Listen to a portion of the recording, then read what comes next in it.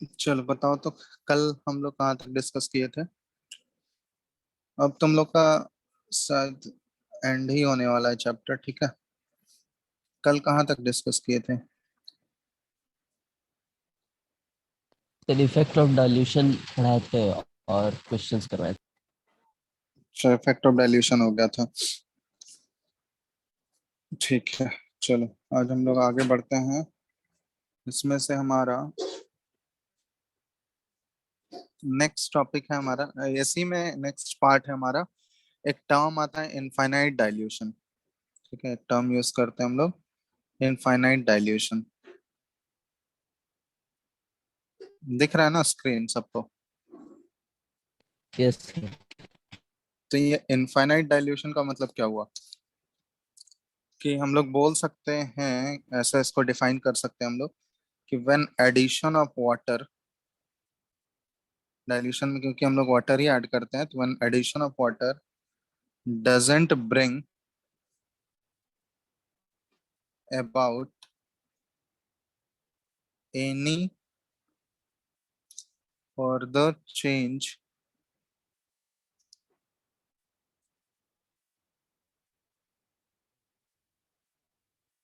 in the conductance of a solution, any further change in the conductance of a solution, इसी situation को या ऐसी condition को हम लोग बोलते हैं, refer to as infinite dilution. ठीक है, मतलब इतना ज्यादा वाटर हम लोग ऐड कर दिए, इतना ज्यादा डाइल्यूट सॉल्यूशन बना दिए हैं कि उसमें तुम फर्दर और डाइल्यूशन उसके बाद अगर कर रहे हो तो उसके कंडक्टेंस पे कोई चेंज नहीं आ रहा। ऐसे हम लोग देखे थे लास्ट क्लास में कि अगर कंडक्टेंस पे हम लोग डाइल्यूशन का इफेक्ट मेजर कर रहे हैं, तो कल देखे थे ना, डाइल्यूशन करने से कंडक्टेंस सॉल्यूशन का इंक्रीज होता है या डिक्रीज होता है?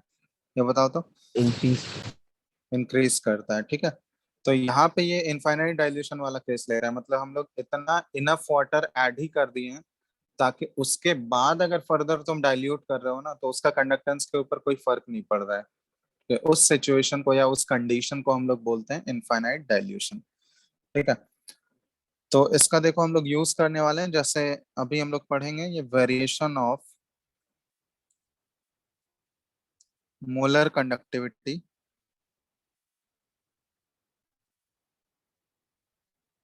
With concentration.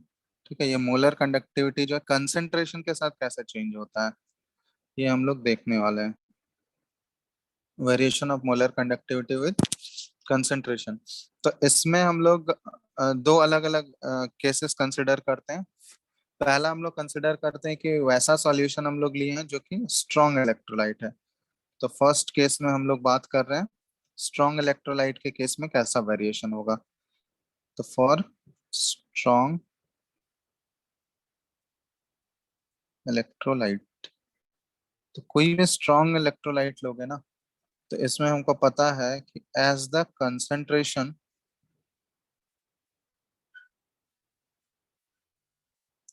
इंक्रीजेस, ये देखा गया है जैसे जैसे कंसंट्रेशन हम लोग सॉल्यूशन का बढ़ा रहे हैं, तो उसका मोलर कंडक्टिविटी क्या होता है ना, ये डिक्रीज करता है। Molar conductivity decreases. ठीक है।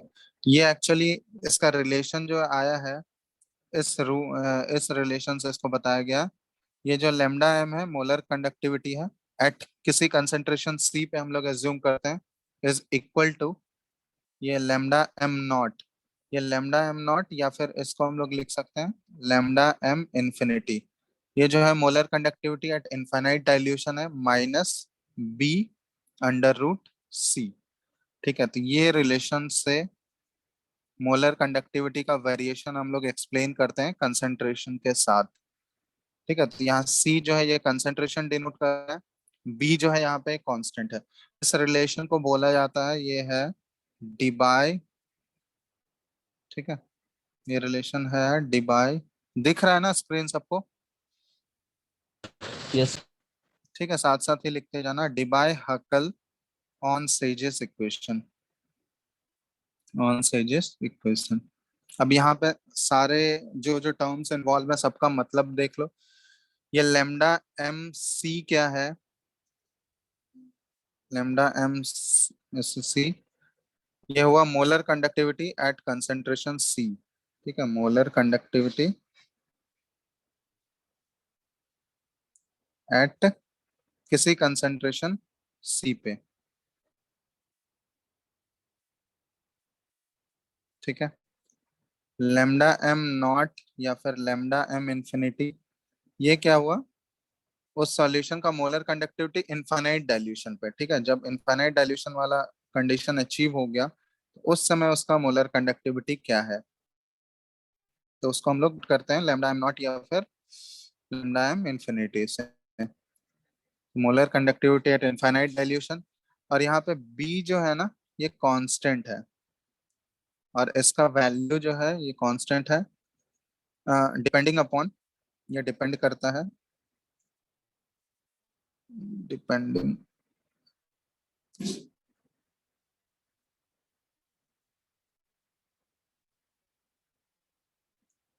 Upon the type of electrolyte. ठीक है, किस टाइप का इलेक्ट्रोलाइट लिया है? टाइप ऑफ इलेक्ट्रोलाइट में हम यहाँ पे मतलब फॉर्मूला टाइप की बात कर रहे हैं हम लोग, आइदर ए बी इलेक्ट्रोलाइट लिए हैं या ए टू बी इस टाइप का लिया है, क्योंकि ऑलरेडी हम लोग स्ट्रॉन्ग इलेक्ट्रोलाइट का केस ही ले रहे हैं। अब इसमें ये फॉर्मूला टाइप हो गया। ठीक है, formula type of electrolyte A B A two B इस टाइप का। ठीक है, और किस पे डिपेंड करता है? The nature of solvent, temperature हो गया, विस्कोसिटी हो गया,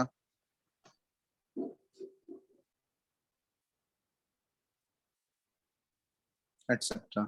ठीक है, तो ये बी जो है कांस्टेंट है, ये इन सभी फैक्टर्स पे डिपेंड करता है, तो इससे हमको लेना देना नहीं है, ये क्वेश्चन बस ध्यान रखना। मोलर कंडक्टिविटी एट किसी कंसेंट्रेशन सी पे हम लोग अगर निकालना चाह रहे हैं तो ये क्या होगा? Molar conductivity at infinite dilution minus B under root C, ये रिलेशन के साथ वैरी करता है। ठीक है, कंसेंट्रेशन के साथ ये वेरिएशन है, स्ट्रॉन्ग इलेक्ट्रोलाइट के साथ है। तो अगर इसको हम लोग ग्राफिकली रिप्रेजेंट करना चाहें, अगर ये ग्राफ हम लोग प्लॉट कर रहे हैं, देखो किसके किसके बीच में हम लोग, एक्चुअली हम लोग यहाँ पे वेरिएशन पढ़ रहे हैं मोलर कंडक्टिविटी वर्सेस कंसेंट्रेशन का। तो मोलर कंडक्टिविटी एट कंसेंट्रेशन सी, और यहाँ पे हम लोग ले रहे हैं ग्राफ में अंडर रूट सी। ठीक है, एक्स एक्सिस पे अंडर रूट सी मतलब अंडर रूट कंस्ट्रक्शन ले रहे हैं, सॉरी अंडर रूट कंसेंट्रेशन, और वाई एक्सिस पे हम लोग मोलर कंडक्टिविटी एट किसी कंसेंट्रेशन सी पे ले रहे हैं। तो इस ग्राफ का नेचर बता सकते हो क्या आएगा? इन दोनों के बीच में अगर ग्राफ प्लॉट कर रहे हैं, ग्राफ का नेचर कैसा आएगा? कुछ y equal to M X plus C वाला graph, straight line. Negative slope. हाँ, straight line with negative slope.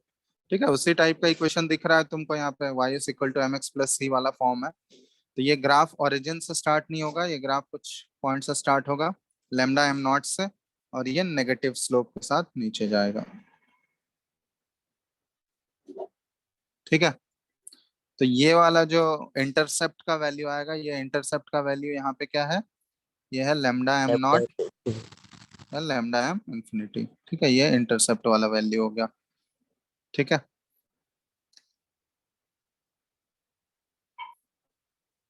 समझ रहे हो बात?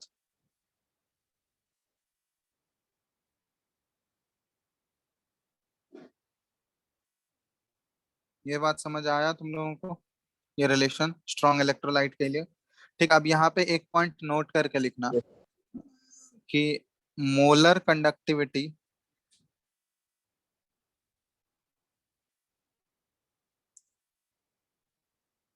Eight infinite dilution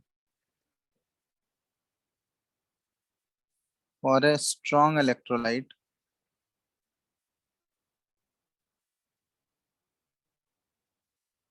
can be calculated by extrapolation method. Extrapolation method का मतलब क्या हुआ कि हम लोग यहाँ पे एक्चुअली हमको इक्वेशन पता है कि कौन से इक्वेशन से मोलर कंडक्टिविटी और कंसंट्रेशन के बीच में क्या रिलेशन है, मतलब कैसे वो वैरी कर रहा है। तो अगर हम लोग कंसंट्रेशन का वैल्यू चेंज करते जाएं तो उसके करस्पॉन्डिंग हमको मोलर कंडक्टिविटी का वैल्यू मिलते जाएगा कुछ ना कुछ। ठीक है, तो अगर दो पॉइंट्स के बीच में, जैसे मान लो हमको ये वैल्यू चाहिए, molar conductivity at infinite dilution, तो जैसे जैसे इनफाइनाइट डाइल्यूशन हम लोग अप्रोच करेंगे, इनफाइनाइट डाइल्यूशन की तरफ जाएंगे, तो मोलर कंडक्टिविटी क्या होते जाएगा, या फिर मोलर कंडक्टेंस जो होते जाएगा वो एक लिमिटिंग वैल्यू होते जाएगा, वो कांस्टेंट होते जाएगा ना धीरे धीरे। यस और नो? यहाँ बताया ही गया है कि इनफाइनाइट डाइल्यूशन वाला वैल्यू हम लोग किसको बोलते हैं, या वो सिचुएशन किसको बोलते हैं जिस सिचुएशन पे डाइल्यूशन करने से जो है कंडक्टेंस पे कोई फर्क नहीं पड़ रहा है, उसी को हम लोग इनफाइनाइट डाइल्यूशन बोलते हैं ना। यस और यस। नो? Yes sir. तो यहाँ पे ग्राफिकली हम लोग वो डिटरमाइन कर सकते हैं कि जैसे जैसे मान लो हम लोग डाइल्यूशन कर रहे हैं तो कंसेंट्रेशन डिक्रीज हो रहा है। अब कंसेंट्रेशन जैसे जैसे डिक्रीज होगा हमारा, तो डिक्रीज होगा तो उसके करस्पॉन्डिंग देखेंगे हम लोग क्या होगा कि बहुत ज्यादा जब डाइल्यूशन कर दिया हम लोग, एक सिचुएशन आएगा जिसके बाद हमारा कंडक्टिविटी जो है या मोलर कंडक्टिविटी जो है उसका वेरिएशन हो ही नहीं रहा है, डाइल्यूशन के साथ वो वेरी ही नहीं कर रहा है। ठीक है, तो वेरी नहीं कर रहा है तो मतलब उस पॉइंट के बाद हम लोग एज्यूम कर लेंगे कि उस पॉइंट के बाद वो कांस्टेंट हो गया है, तो वही वाला वैल्यू जो है वो लिमिटिंग वैल्यू हो जाएगा ना। लिमिटिंग वैल्यू बोलने का मतलब कि molar conductivity at infinite dilution वाला वैल्यू, लैम्डा एम नॉट या फिर लैम्डा एम इंफिनिटी। समझ रहे हो बात? यस। ये देखो जैसे जैसे हम लोग डाइल्यूशन कर रहे हैं तो डाइल्यूशन कर रहे हैं तो कंसेंट्रेशन डिक्रीज होते जाएगा, और कंसेंट्रेशन डिक्रीज होते जाएगा तो ये देखोगे ये ग्राफ क्या है, ये इधर जाते जाएगा ना, ये तो यहाँ पे जैसे ये वाला वैल्यू अप्रोच करने वाले होंगे, देखो कंसेंट्रेशन बहुत कम हो गया, इधर बहुत ज्यादा इनफाइनाइट डाइल्यूशन कर लिया है, तो कंसेंट्रेशन टेंडिंग टू क्या हो जाएगा, ऐसे हम लोग लिख सकते हैं लिमिट के फॉर्म में अगर लिखना चाहें, तो limit C tending to zero. Infinite dilution में यही तो कंसिडर करेंगे ना हम लोग। इनफाइनाइट डाइल्यूशन मतलब कंसेंट्रेशन क्या हो गया, almost tending to zero. Yes. Yes और नो? तो उस केस में जो लेमडा एम है, ये जो मोलर कंडक्टिविटी है, ये किसके इक्वल हो जाएगा, लेमडा एम नॉट के इक्वल हो जाएगा या लेमडा एम इंफिनिटी के? यस और नो? बताओ। यस। तो यही चीज बोला जा रहा है। तो हम लोग इसको एक्सट्रापोलेशन मेथड से ग्राफिकली हम लोग इसको डिटरमाइन कर सकते हैं स्ट्रॉन्ग इलेक्ट्रोलाइट के लिए। ठीक है, क्योंकि हमको यहाँ पे नेचर जो है किस इक्वेशन के थ्रू वो वेरी कर रहा है वो हमको पता है कि वो स्ट्रेट लाइन वाला वैल्यू है, कर्व जो है हमारा वो वेरिएशन जो है लीनियर वेरिएशन है, तो इसलिए हम लोग यहाँ पे एक्सट्रापोलेशन मेथड से निकाल सकते हैं। ठीक है, इसी को हम लोग इक्विवेलेंट कंडक्टेंस के लिए भी बोल सकते हैं, इक्विवेलेंट कंडक्टिविटी। तो इस केस में limit C tending to zero, तो इसका lambda E Q is equal to क्या आ जाएगा, लेमडा नॉट ई क्यू या फिर लेमडा इंफिनिटी ई क्यू। समझ रहे हो ना बात, दोनों के लिए हम लोग अप्लाई कर सकते हैं।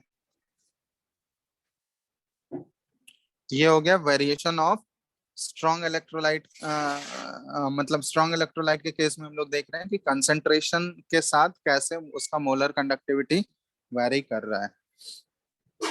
ठीक है, फटाफट इसको नोट करते जाओ। दिख रहा है ना सबको अभिषेक? Yes sir. चल, तो अभी हम लोग स्ट्रॉन्ग इलेक्ट्रोलाइट वाला केस किया, अभी वीक इलेक्ट्रोलाइट वाला केस करेंगे। लिख लियो इसको। यस।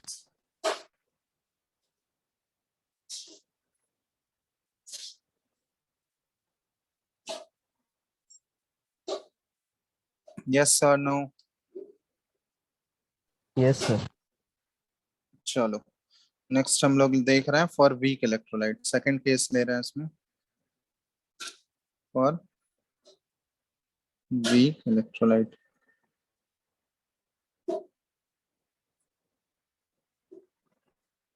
तो वीक इलेक्ट्रोलाइट के केस में क्या है ना, इसमें हम लोग बोल सकते हैं कि when in finite dilution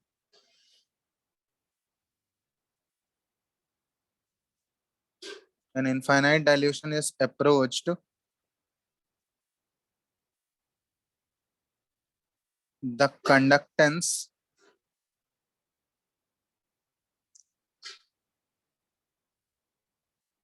of a solution of weak electrolyte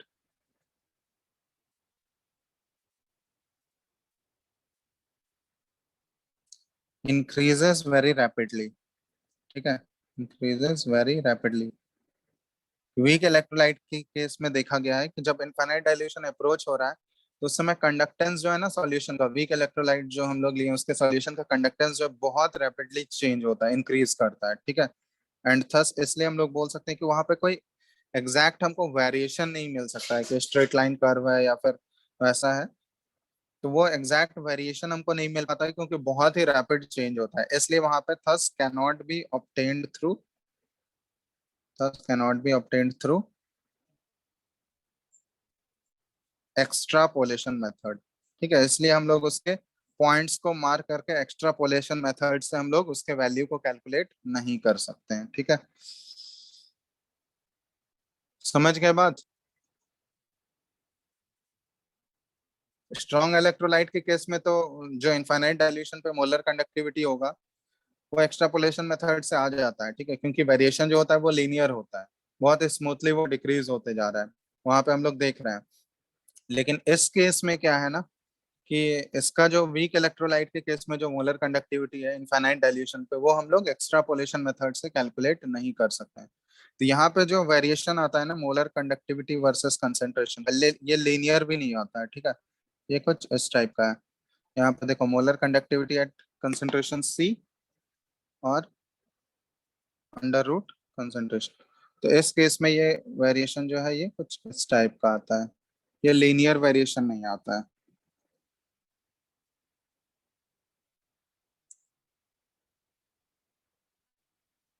ठीक है,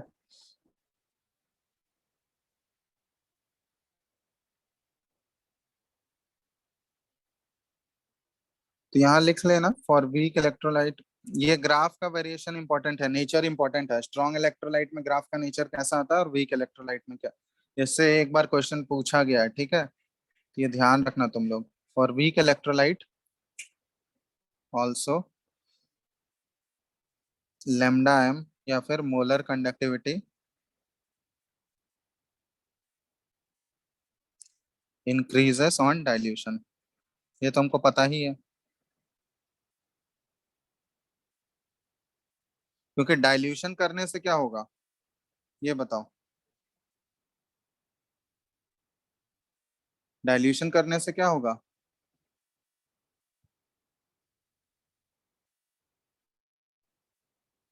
मोलैरिटी डिक्रीज करेगा।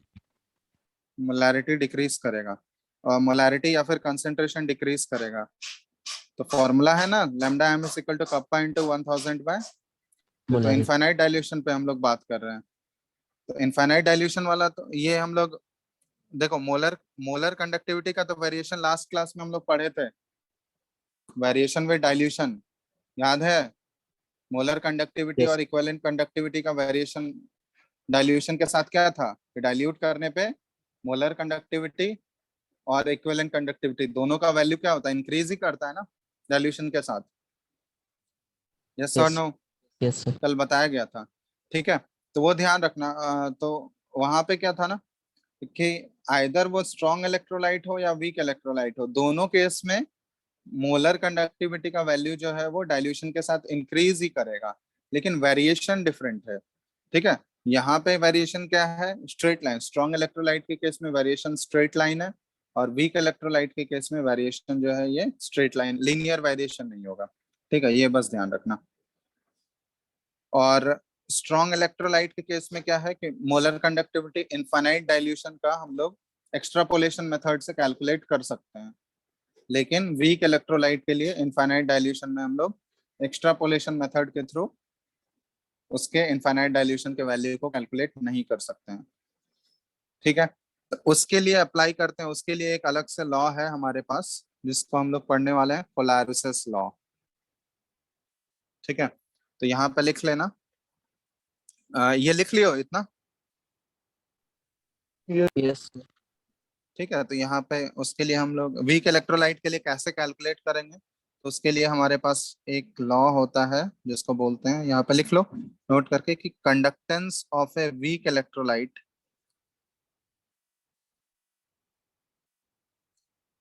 Eight infinite dilution. कैसे कैलकुलेट करेंगे हम लोग वीक इलेक्ट्रोलाइट का, can be calculated by using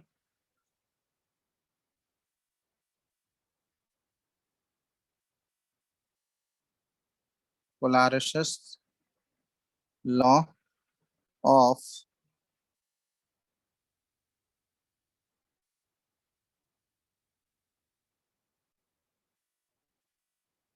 independent migration। ठीक है, माइग्रेशन ऑफ आयंस। चलो अब इसको हम लोग देखने वाले हैं कि ये एक्चुअली होता क्या है, कोलारोसिस लॉ ऑफ इंडिपेंडेंट माइग्रेशन। ठीक है, तब ये हम लोग को डिटेल में करना है, इस पे न्यूमेरिकल्स भी हैं, तो इसको हम लोग स्पेशली अलग से पढ़ते हैं।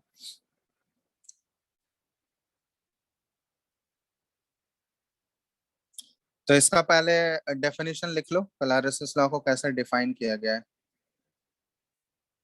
तो यहाँ पे लिख सकते हैं हम लोग एट इनफाइनाइट डाइल्यूशन। ठीक है, इसका स्टेटमेंट लिख रहा है, eight infinite dilution when dissociation is complete. ये तो तुम लोग को पता है ना कि कोई भी वीक इलेक्ट्रोलाइट लेंगे, वीक इलेक्ट्रोलाइट का डाइल्यूशन करने से उसका अल्फा का वैल्यू क्या होता है, इंक्रीज करता है, डिग्री ऑफ डिसोसिएशन बढ़ता है। ये तो कल डिस्कस किए थे हम लोग। वीक इलेक्ट्रोलाइट का अगर तुम डाइल्यूशन करोगे, क्योंकि स्ट्रॉन्ग इलेक्ट्रोलाइट का डाइल्यूशन करने से उसके अल्फा पे तो कोई फर्क नहीं पड़ेगा, वो पहले भी है 100% डिसोसिएट कर रहा था। लेकिन वीक इलेक्ट्रोलाइट के केस में अगर हम लोग डाइल्यूशन कर रहे हैं तो कंसंट्रेशन घट रहा है, उसका कंसंट्रेशन घट रहा है, तो उसका अल्फा क्या होगा, बढ़ेगा ना। यस ठीक है, सर। यहाँ पे हम लोग केस कौन सा केस कंसिडर करें, इनफाइनाइट डाइल्यूशन। इनफाइनाइट मतलब बहुत ज्यादा हम लोग डाइल्यूशन कर दिए हैं, तो उस केस में क्या हो जाएगा, डिसोसिएशन ऑलमोस्ट कंप्लीट हो गया होगा वीक इलेक्ट्रोलाइट का। यस और नो, समझ रहे हो, हम यस बहुत ज्यादा इनफाइनाइटली डाइल्यूट कर दिए हैं उसको। तो इनफाइनाइटली डाइल्यूट कर दिए हैं, तो उस केस को हम लोग, उस कंडीशन को यहाँ पे कंसिडर कर रहे हैं जब डिसोसिएशन क्या हो गया, कंप्लीट हो गया। तो उस समय हम लोग बोल सकते हैं कि each ion makes a definite contribution towards molar conductance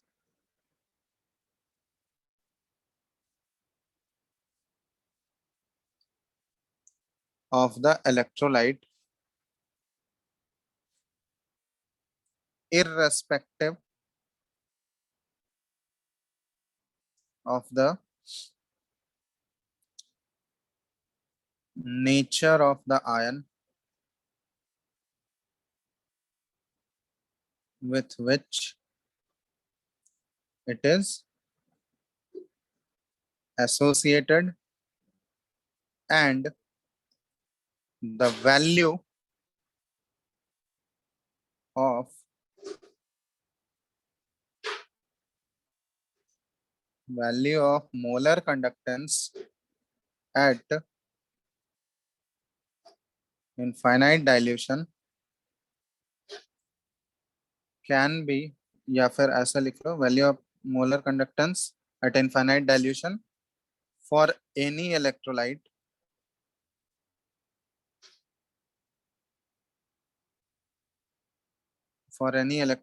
is the sum of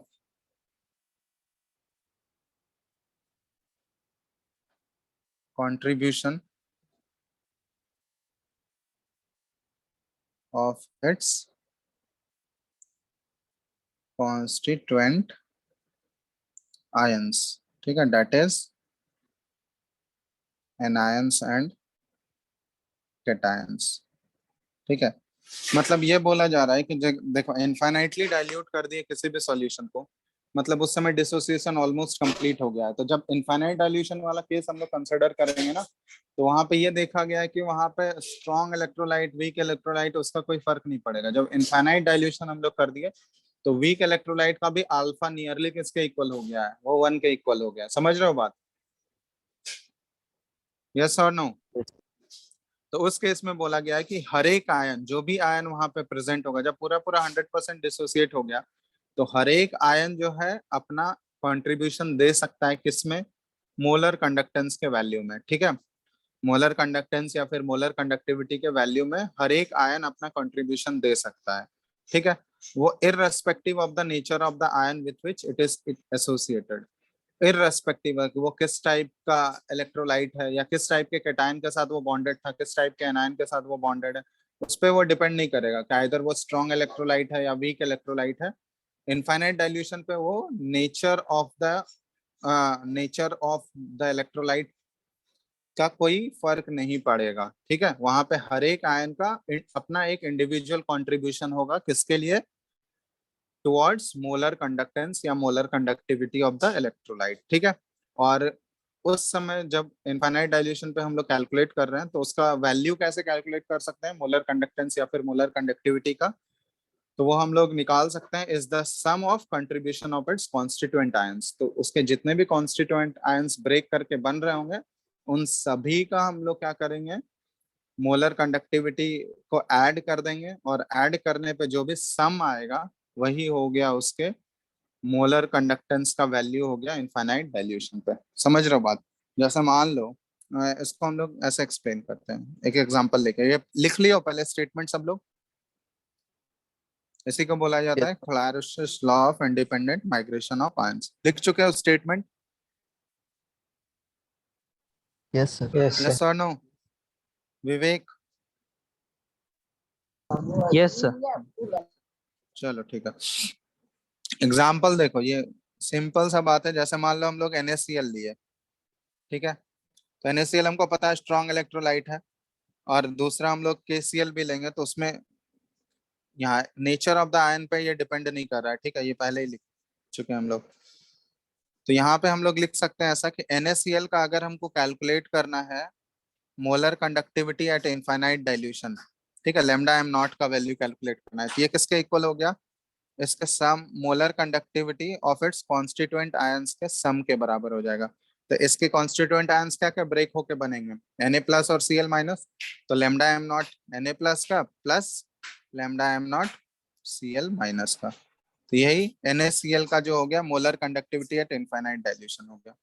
इसी तरह जैसे मान लो मोलर कंडक्टिविटी हमको लिखना है इनफाइनाइट डाइल्यूशन MgCl2 का क्या होगा, कैसे लिख सकते हैं हम लोग बताओ, lambda M naught of Mg2 plus और plus 2 times lambda M naught of Cl minus. समझ रहे हो बात?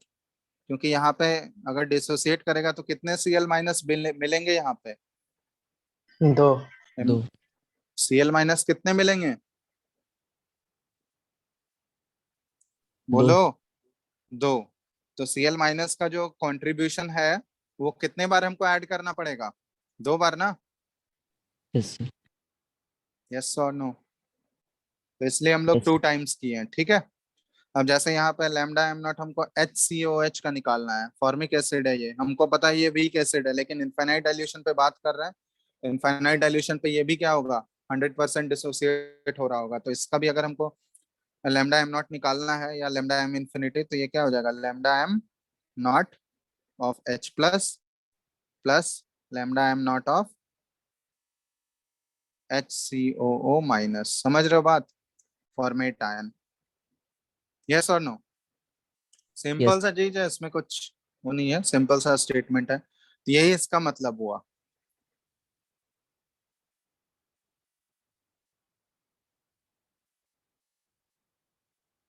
कोई दिक्कत है इसमें, ये बताओ?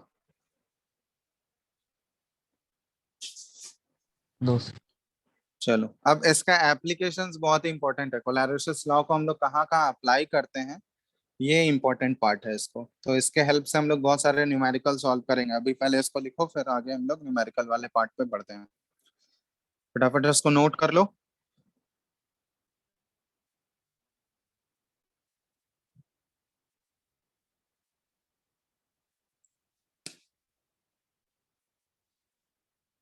हो गया सर।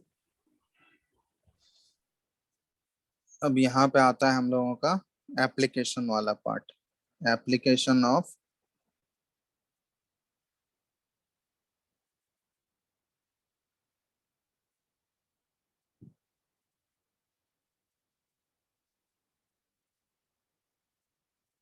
कोलैरिस लॉ। ठीक है।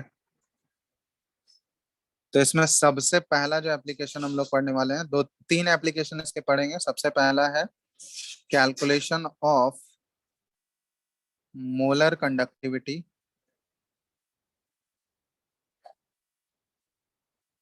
एट इनफाइनाइट डाइल्यूशन, ठीक है, for weak electrolyte. Infinite dilution for weak electrolyte. तो इसको एक क्वेश्चन के थ्रू हम लोग देखते हैं।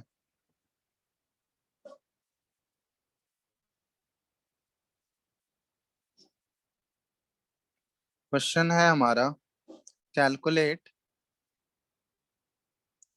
क्वेश्चन सब साथ में लिखते जाओ, ठीक है। Calculate the molar conductivity at infinite dilution of acetic acid from the following data. From the following data. अब डेटा हमको क्या दिया है? Molar conductivity at infinite dilution दिया गया है CH3COO Na का, that is equal to 91.6 ohm inverse centimetre square mole inverse. इसका यूनिट है ये, ठीक है। लेमडा एम इंफिनिटी HCl का दिया गया है 425.0, और लेमडा एम इंफिनिटी हमको NaCl का दिया गया है, दैट इज इक्वल टू 128.1, ठीक है। इन सबका यूनिट सेम है। चलो, ये वैल्यूज हमको यहाँ पे गिवन है। अब इनको यूज करके हमको एसिटिक एसिड मतलब CH3COOH, उसका मोलर कंडक्टिविटी कैलकुलेट करना है। कर पाओगे? ट्राई। बोलो, ट्राई करो। मतलब ये देखो, ये जो डेटा दिए गए हैं, इन डेटा से तुम इक्वेशंस लिखो। तीन इक्वेशंस आएगा, उन तीनों इक्वेशन को कैसे मैनिपुलेट करके हम लोग एसिटिक एसिड का मोलर कंडक्टिविटी निकाल पाएंगे, वो हमको करना है। तो पहले तीन इक्वेशंस इन तीनों से लिखो, उसके बाद उन तीनों इक्वेशंस को यूज करके वो सॉल्व करना है, ठीक है। ट्राई करो। दिख रहा है ना क्वेश्चन सबको? Yes yes. सर। चलो ट्राई करो, आसान है, बन जाएगा।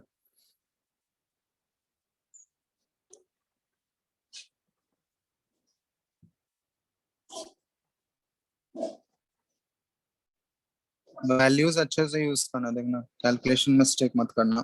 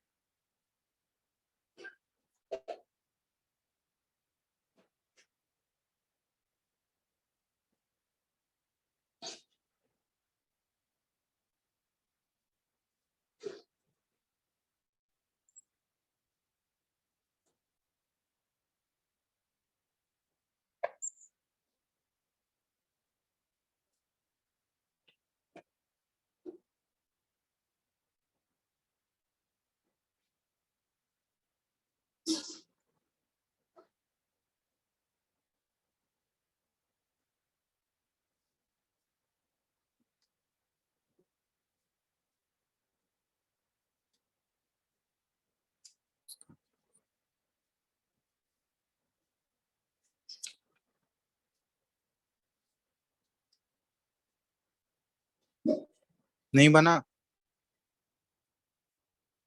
अभिषेक बना? सिंपल सा है ना, एक देखो हम इक्वेशंस लिख दे रहे हैं। अभिषेक Yes, sir. बना? No, देखो sir. CH3CON सोडियम एसिटेट का दिया है, तो इसको हम लोग कैसे ब्रेक करके लिख सकते हैं? लैम्डा एम नॉट, ये किस आयंस में ब्रेक करेगा? CH3CO माइनस और plus lambda M naught Na plus, यही दोनों आयंस में कन्वर्ट होगा ना। इसका वैल्यू हमको दिया गया है 91.6। ये इक्वेशन 1 हो गया हमारा। अब इक्वेशन 2 हमारा हो गया HCl का दिया गया है, तो lambda M naught H plus और plus lambda M naught Cl minus. Lambda M naught और लैम्डा इन्फिनिटी दोनों सेम का ही नोटेशन है, ठीक है, उससे कंफ्यूज मत होना। ये 425 दिया गया है, ये इक्वेशन 2 हो गया हमारा।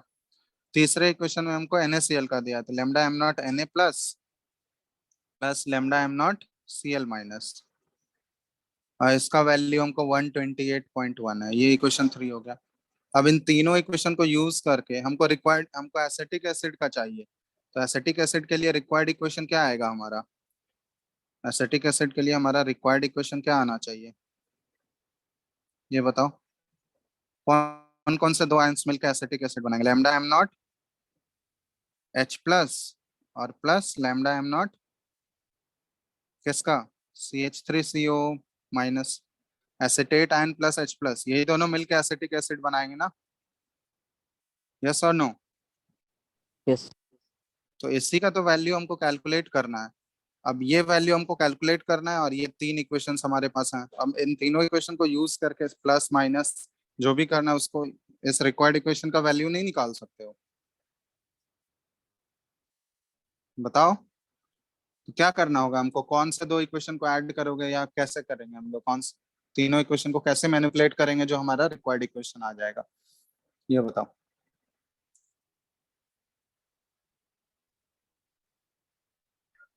1 plus 2 minus, sorry sir, 1 plus sir 2 minus 3, अरे साफ साफ दिख रहा है, 1 plus 2 one minus plus two, 3. 1 और 2 को ऐड कर देंगे उसमें।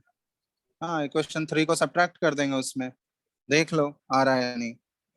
यहाँ पे क्या करना है, इक्वेशन 1 प्लस इक्वेशन 2 इन दोनों को ऐड करो, और इसमें इक्वेशन 3 को सब्ट्रैक्ट कर दो। देखो नहीं आ जाएगा?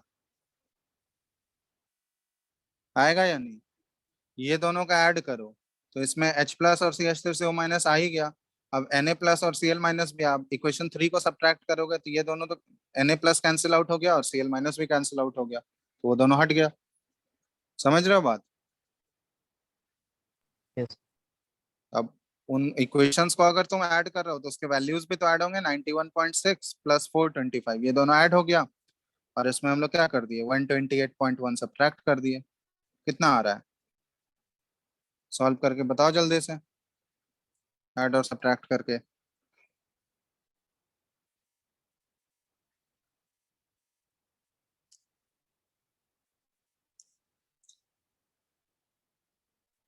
बताओ बताओ।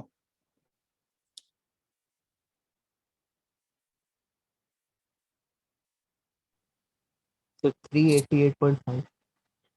हाँ, 388.5, और ये लेमडा इनवर्स सेंटीमीटर स्क्वायर और मोल इनवर्स, ये इसका यूनिट हो गया। ये एक्चुअली लेमडा एम इन्फिनिटी हमारा आ गया एसिटिक एसिड का, CH3COOH। ठीक है, यही हमारा आंसर हो गया। समझ गए बात? Yes sir. अभिषेक समझ आ गया? Yes, sir. चलो एक और क्वेश्चन दे रहे हैं, ये सबसे बन जाना चाहिए। ठीक है, क्वेश्चन नंबर 2 लिखो फटाफट। ये उसी टाइप का क्वेश्चन है, ये बन जाना चाहिए अब। ठीक है, calculate the molar conductivity at infinite dilution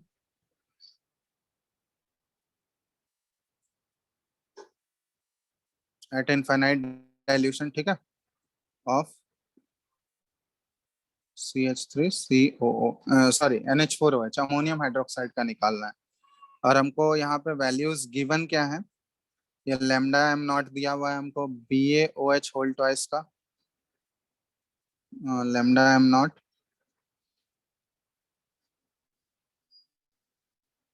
ये हमको दिया गया है बेरियम हाइड्रोक्साइड का BaOH होल ट्वाइस, इसका दिया गया है 523.28। ठीक है, यूनिट देख लेना, ये वही है यूनिट, लेमडा इनवर्स, ये सॉरी ओम इनवर्स सेंटीमीटर स्क्वायर और मोल इनवर्स। ठीक है, दूसरा वैल्यू दिया गया है लेमडा एम नॉट, BaCl2 का दिया गया है, BaCl2 का ये वैल्यू है हमारे पास 280। ठीक है, यूनिट सेम है। और तीसरा है लेमडा एम नॉट, ये हमको दिया गया है NH4Cl का, अमोनियम क्लोराइड, ये है 128, सॉरी 129.8, 129.8। ठीक है, चलो NH4OH का हमको कैलकुलेट करना है, ये बन जाएगा ना? यस। Yes, sir. चलो बनाओ जल्दी से फटाफट, सेम टाइप का क्वेश्चन है, देखो कैसे कर सकते हो। तीन वैल्यूज गिवन है हमको NH4OH का, इनफाइनाइट डाइल्यूशन पे मोलर कंडक्टिविटी कैलकुलेट करना है।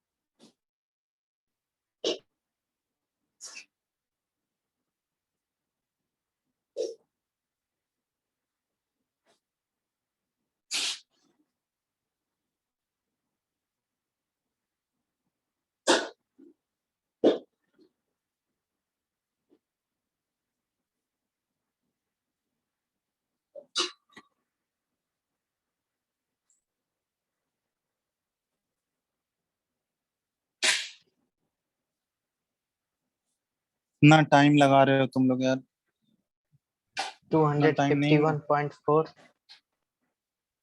251.44 आंसर है लैम्डा एम इंफिनिटी NH4OH का 251.44, यही आ रहा है। Lambda inverse centimetre square mole inverse, यही आ रहा है ना? Yes, sir. जिसका इसका ये आया है करेक्ट है। देख लो जिसको इसको दिक्कत है अभी भी बताइए।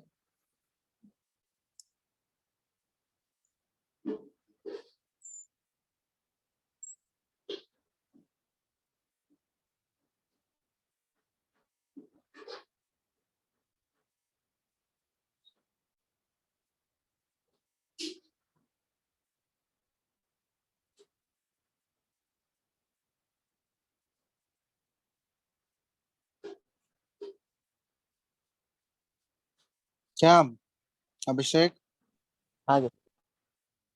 अभिषेक यस सर। बन गया? सर निकाल रहे हैं बस।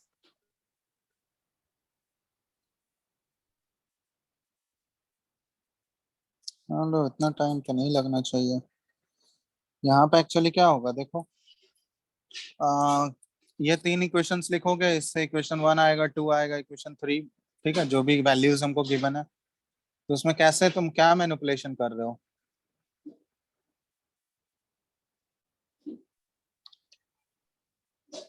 क्या क्या मैनिपुलेशन करना पड़ेगा? 3 minus 1 by 2 minus 2 by 2. 3 minus equation Yes, 3 sir. में हम लोग क्या करेंगे, इक्वेशन 1 1 को हाफ करके ऐड करेंगे ना। देखो इक्वेशन 3 जो आएगा तुम्हारा, उसमें हम लोग क्या करें, plus half of equation 1, yes और नो। और उसमें हम लोग सब्ट्रैक्ट करेंगे, माइनस करेंगे, देखो Second by 2. हाफ ऑफ 2, यही किए हो तो। Yes, sir. यही मैनिपुलेशन करने से तुम्हारा आ जाएगा, देखो ये ऑपरेशन तुमको परफॉर्म करना होगा। इक्वेशन 3 में इक्वेशन 1 को हाफ करके ऐड किए, उसमें सब्ट्रैक्ट कर दिए हाफ ऑफ इक्वेशन 2। जैसे मान यहाँ पे देखो, इक्वेशन 3 का वैल्यू कितना था, 129.8, ठीक है, प्लस हाफ ऑफ इक्वेशन 1 का वैल्यू 523 पॉइंट कितना है, 28 ना, 2 8 और इसमें माइनस हाफ ऑफ इक्वेशन 2 का 280। देखो ये ऑपरेशन करने के बाद, ये करने के बाद आ रहा है या नहीं आंसर, यही यही करो, आ जाएगा देखो 251.44, ठीक है, lambda inverse centimetre square mole inverse आ गया। यस और नो? Yes. Yes, sir. सबका आगे, चलो। तो ये पहला एप्लीकेशन है, ठीक है, हम लोग मोलर कंडक्टिविटी इनफाइनाइट डाइल्यूशन पे किसी वीक इलेक्ट्रोलाइट का हम लोग इसके थ्रू कैलकुलेट कर सकते हैं। अब इस टाइप के क्वेश्चंस आएंगे, बन जाएगा ना? इस टाइप का अगर क्वेश्चन आएगा, अब बना लोगे या नहीं? Yes, sir.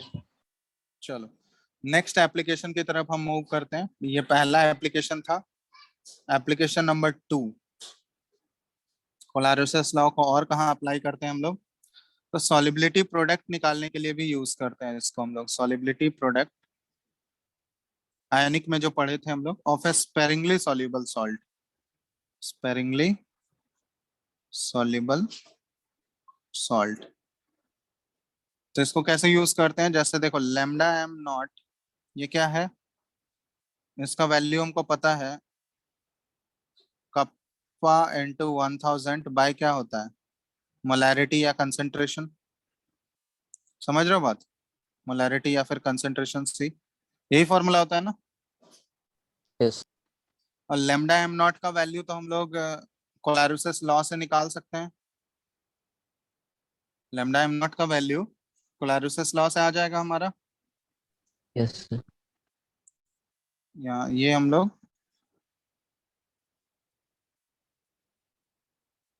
कोलारुसस लॉ से फाइंड आउट कर सकते हैं, ठीक है।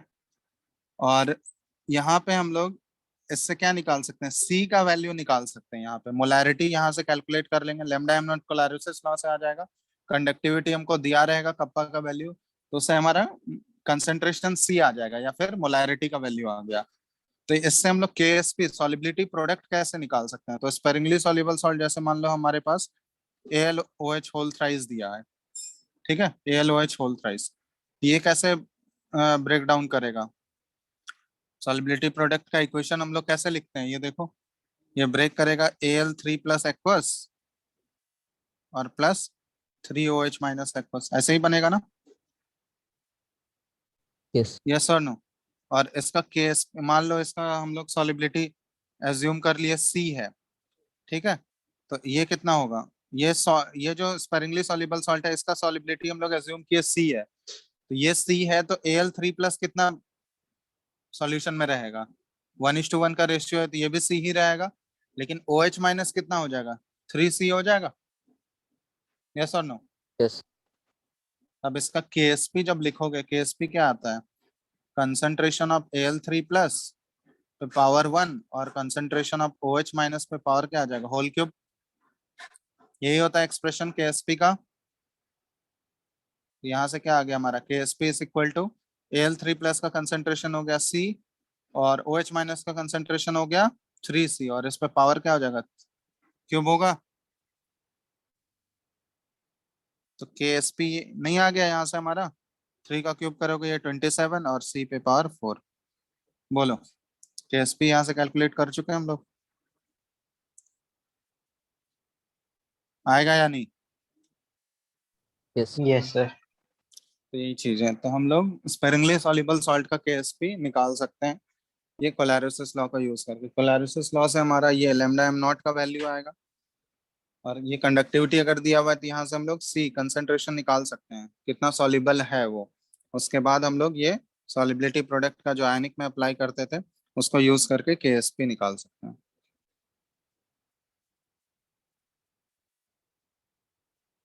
ठीक है, कोई दिक्कत।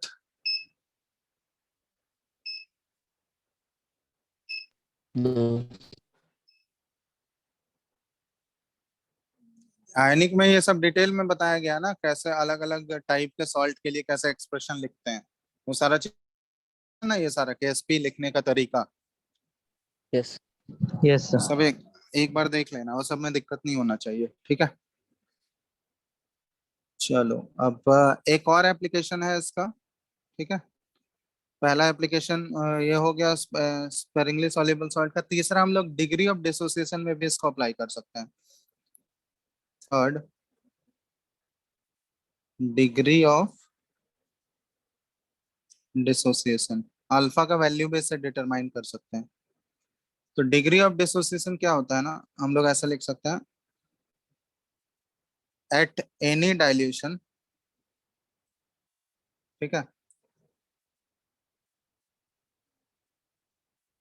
द इक्विवेलेंट और molar conductance is proportional to the degree of dissociation। ठीक है, तो किसी भी डाइल्यूशन पे अगर हम लोग बात करें तो इक्विवेलेंट या मोलर कंडक्टेंस जो है ना, या कंडक्टिविटी जो है, वो डायरेक्टली प्रोपोर्शनल टू होता है डिग्री ऑफ डिसोसिएशन के। ठीक है, डिग्री ऑफ डिसोसिएशन के प्रोपोर्शनल होता है। तो यहाँ पे हम लोग लिख सकते हैं डिग्री ऑफ डिसोसिएशन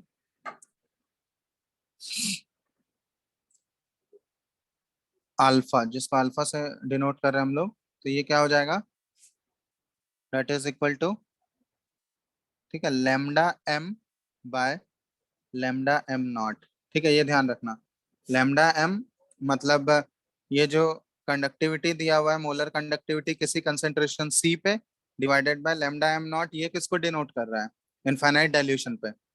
समझ रहे हो ना बात। इसको इक्विवेलेंट कंडक्टेंस के टर्म में भी लिख सकते हैं हम लोग, lambda E Q divided by lambda E Q not. ठीक है, ये फॉर्मूला होता है डिग्री ऑफ डिसोसिएशन में। अगर ये हमको दोनों वैल्यूज पता है तो हम लोग अल्फा कैलकुलेट कर सकते हैं। कोई दिक्कत।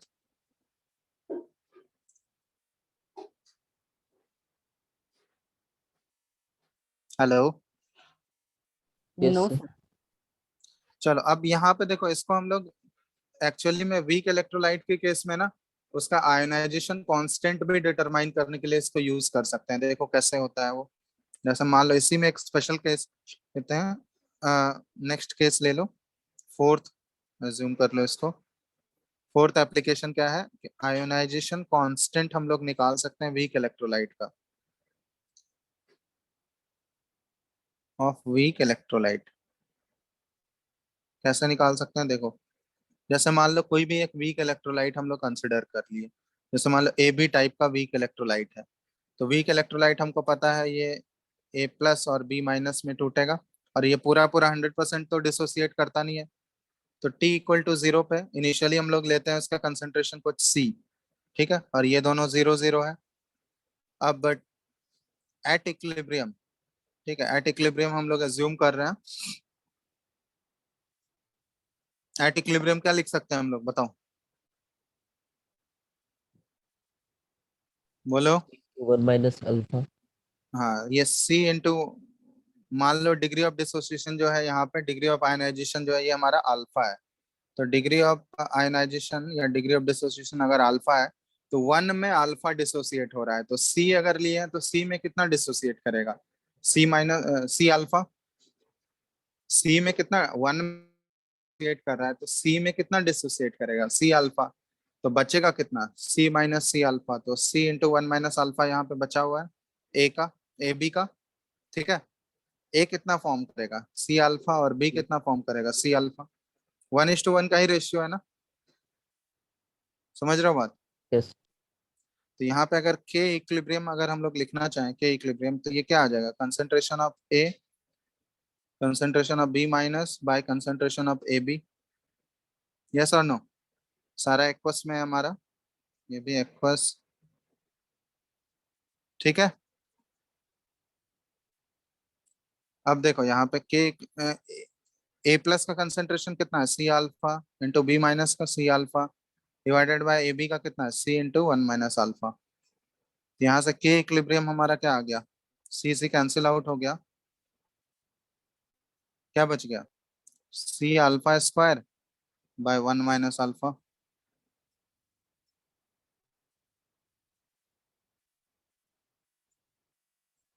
ठीक है। Hmm, yes sir. यस और नो।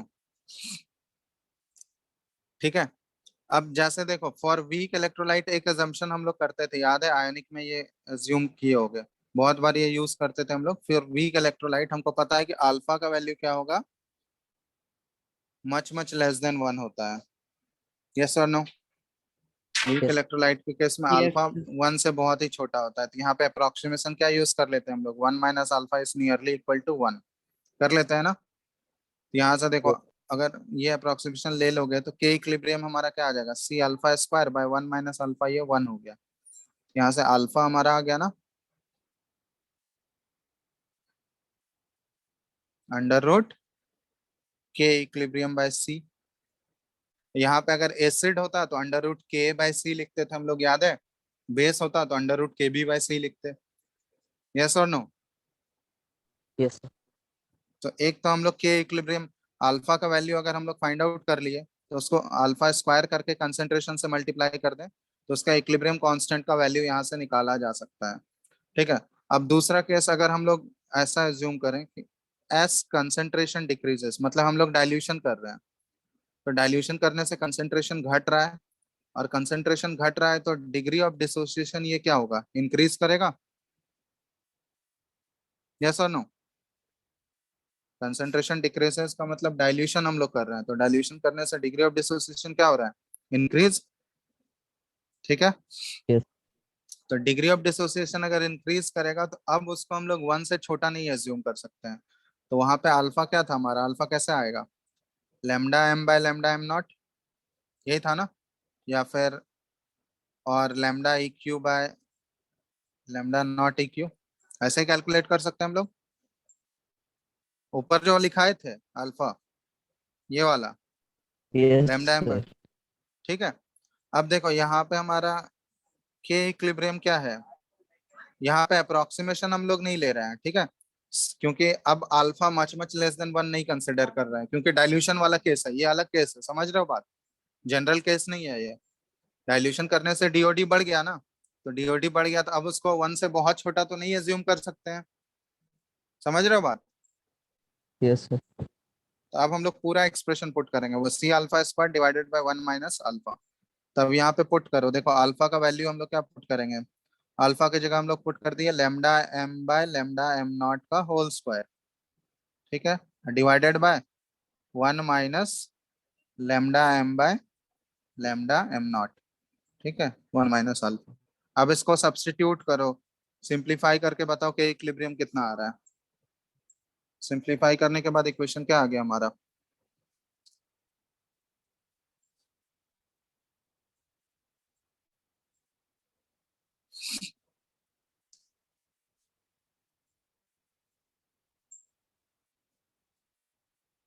ये क्वेश्चन कुछ इस टाइप का आ जाएगा, सी इंटू लेमडा एम का whole square divided by lambda m naught into lambda m naught minus lambda M.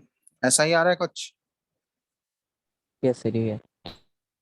चलो, तो अगर यहाँ पे एसिड, अगर कोई एसिड दिया रहेगा तो एसिड की जगह पे वो के इक्विलिब्रियम की जगह क्या आ जाएगा, के आ जाएगा हमारा।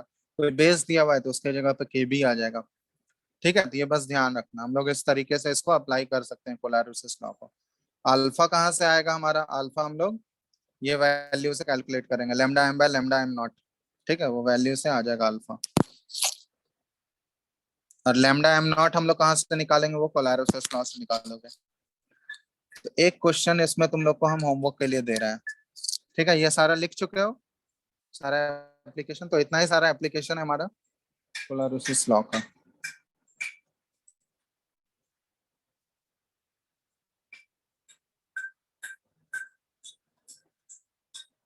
ठीक है, लिख चुके हो ना, इसको नोट कर लिया यहाँ यस तक। Yes sir.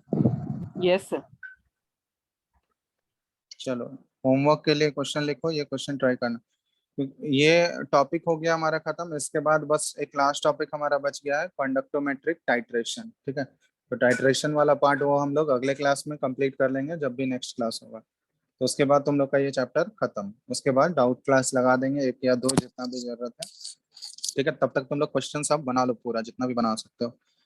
तो ये क्वेश्चन लिख लो, द कंडक्टिविटी ऑफ 0.001028 मोल पर litre acetic acid is 4.95 into 10 to the power minus 5 Simon centimeter inverse. Calculate its dissociation constant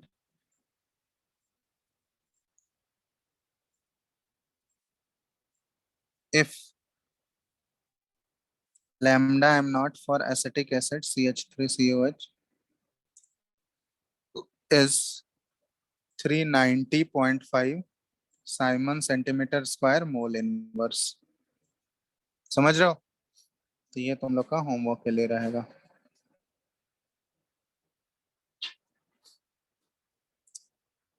कर लोगे? यस ट्राई करना है इसको, ठीक है, करने का।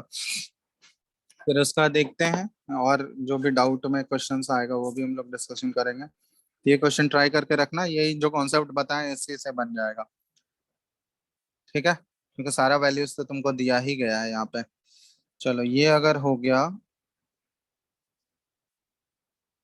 कंडक्टिविटी भी दिया हुआ है तुमको, लेमडा एम नॉट का वैल्यू भी दिया हुआ है, अल्फा निकालोगे, फिर उसके बाद बस पुट कर दोगे, कंसेंट्रेशन भी दिया ही गया है तुमको। तो C alpha square divided by 1 - alpha, उसमें पुट करके सॉल्व कर लो फटाफट, ये आ जाएगा तुम्हारा। उसके बाद चलो आज के लिए इतना ही रखते हैं, फिर नेक्स्ट क्लास में हम लोग कंडक्टोमेट्रिक टाइट्रेशन, एक लास्ट टॉपिक बच गया है, कंडक्टोमेट्रिक टाइट्रेशन, ये वाला पार्ट बच गया। ये हम लोग को देखना है, ये छोटा सा ही टॉपिक है, इसमें ग्राफ का नेचर बस हमको देखना है, स्ट्रॉन्ग एसिड वीक एसिड पे कैसे फर्क पड़ता है, वो मिक्सचर हम लोग बनाते हैं। तो ठीक है, तो इतना ट्राई करके रखना। तुम लोग क्वेश्चंस बना रहे हो ना? Yes sir. क्वेश्चंस बन रहा है अभिषेक? सर अभी एनसीईआरटी से बनाया है बस। ठीक है, बनाओ, बुकलेट भी बना के रखो। ठीक है, जितना बन रहा है बनाओ, जो भी डाउट आ रहा है उसको मार्क करके रखो, डिस्कशन क्लास में सारा एक साथ पूछ लेना। Krishna, yes sir. समझ आ रहा है तुमको कुछ? हाँ सर, आ रहा है।